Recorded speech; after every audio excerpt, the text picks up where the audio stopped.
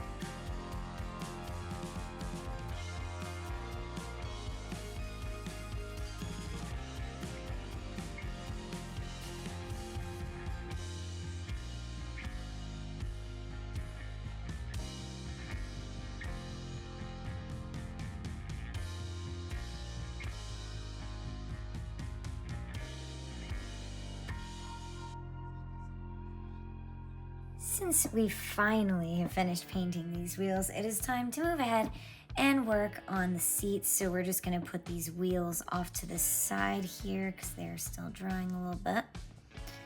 But the seats, I did like lightly tack them together a little bit just to make it simpler to keep track of all the parts. But now we're gonna go ahead and take everything back apart. Yeah, I don't know what the plan is for getting these together. These are gonna be a pain, but we're gonna go ahead and do that for each of these. We're gonna wait a minute on doing the actual seat part, so we're just gonna go ahead and work on these and these at the moment. So we're gonna get these apart and start working on them.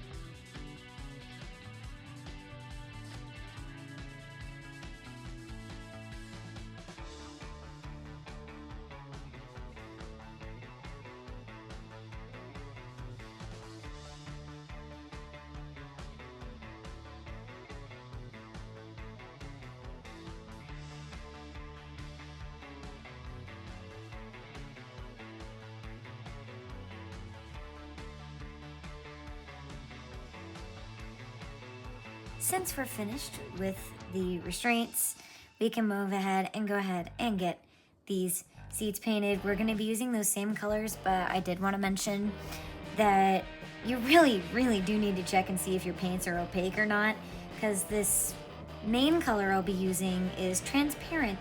So yeah, that's cerulean blue. To make that less transparent, to get the edges of these pieces and then the upcoming body of the train and seats here, we're going to be using this titanium white, which is that nice opaque. So we're going to be using this just on all these dark edges that the non-opaque colors are going to go on. So yeah, we'll go ahead and get all this stuff moved and start working on these seats. Shouldn't be too complicated.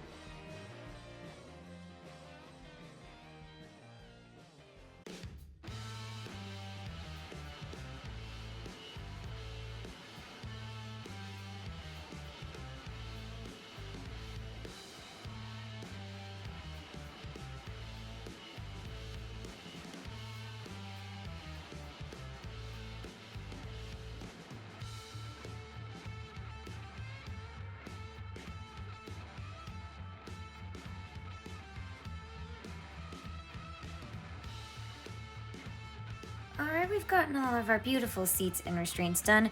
I gave the seats a bit of time to dry. I don't think they're fully dry yet, but I gave them enough time that I feel confident that we can go ahead and get these restraints on. I gave them about 30 or 40 minutes. So we're gonna go ahead and get these restraints on. It was difficult. You don't wanna know how many times I've knocked these things over like dominoes. Yeah, I thought it was difficult to get these restraints on without the paint, but with the paint adding an extra layer, I'm sure that this is going to be extremely unpleasant. So please enjoy a time lapse of me struggling.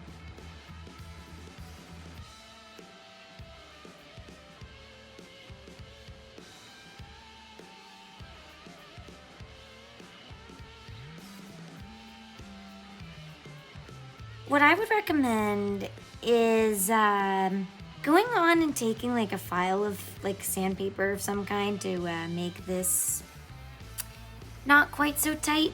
To avoid this, I guess I'm gonna go hunt down some wood glue and repair this, so don't do what I did.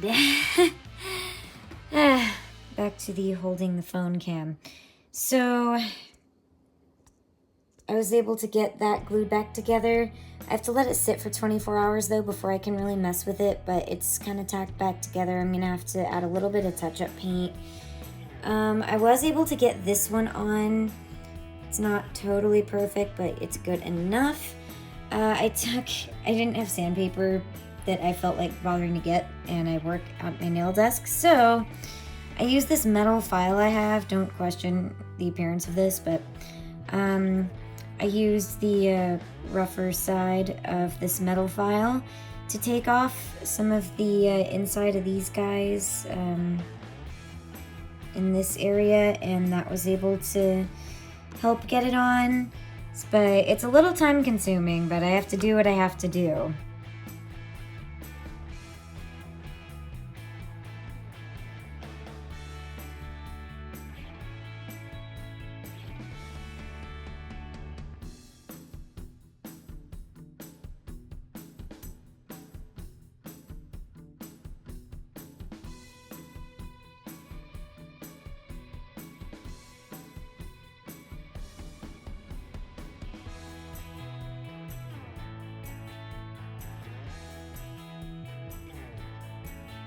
Alright, since we got these seats done, it's time to go ahead and actually finally work on the body of the train, which in my opinion is by far the most fun part of doing one of these projects. So we'll get all these seats out of the way. That wood glue and paint touch-up really fixed this one. You can hardly see what happened. Looks pretty good. I mean, you can kind of see where it's cracked, but honestly, I'm not mad at that. So, time to work on this beauty.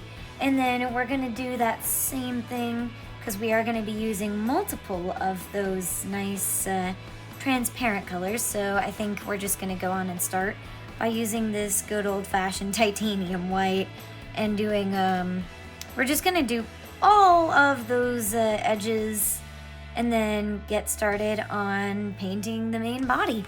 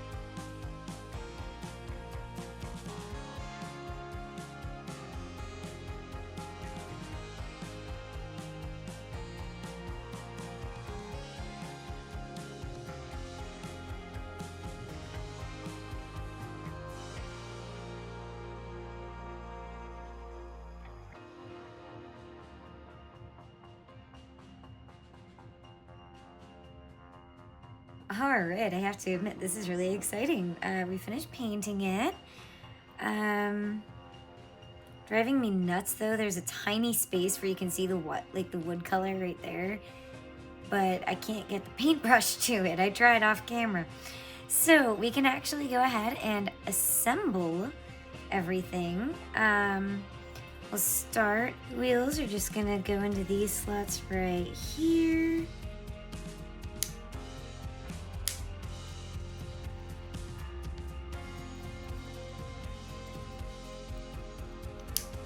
Seat time.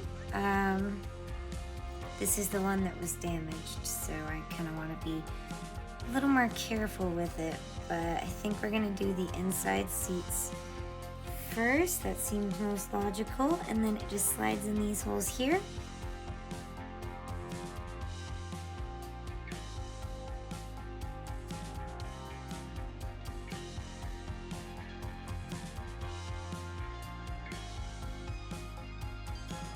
Alright, so now that we've gotten the train finished, which I'm quite pleased with, though I will admit that it, to me, looks like a Swedish flag in roller coaster form, but I know that's a strange comparison to make. So it's time to go ahead and work on this stand.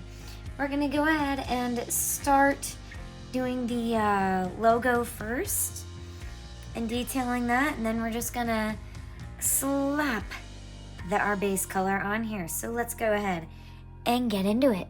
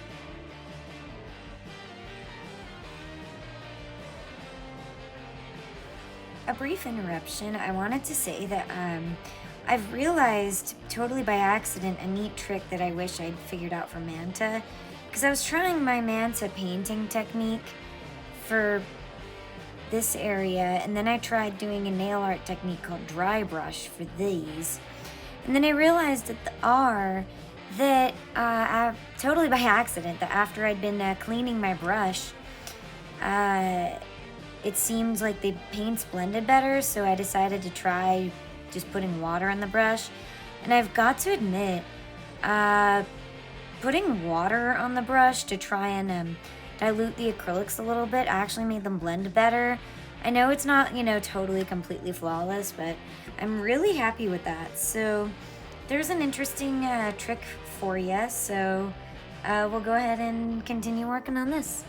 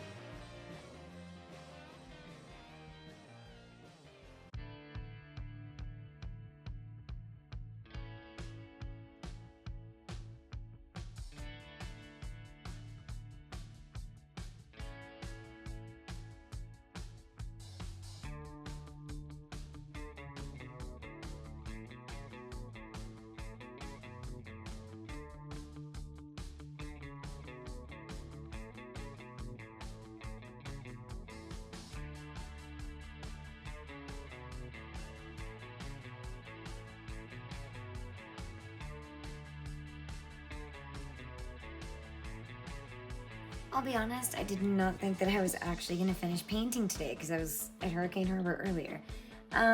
Yeah, the paint is still a bit wet, but I am not a patient individual. So I want to try to go ahead and get the train on the stand because I just want to finish this.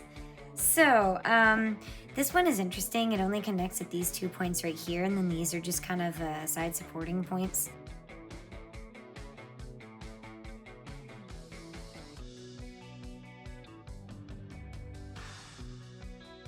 There we have it. If you enjoyed this video, please make sure to like and subscribe and share it if you think anyone else would be interested. Don't forget, if you've not seen the assembly portion of the video, I also have a whole playlist of coaster cutout videos and painting that I have. So I'll link that down below, so make sure you check that out. And thank you all so much for watching, and I will see you all around at the parks. Bye!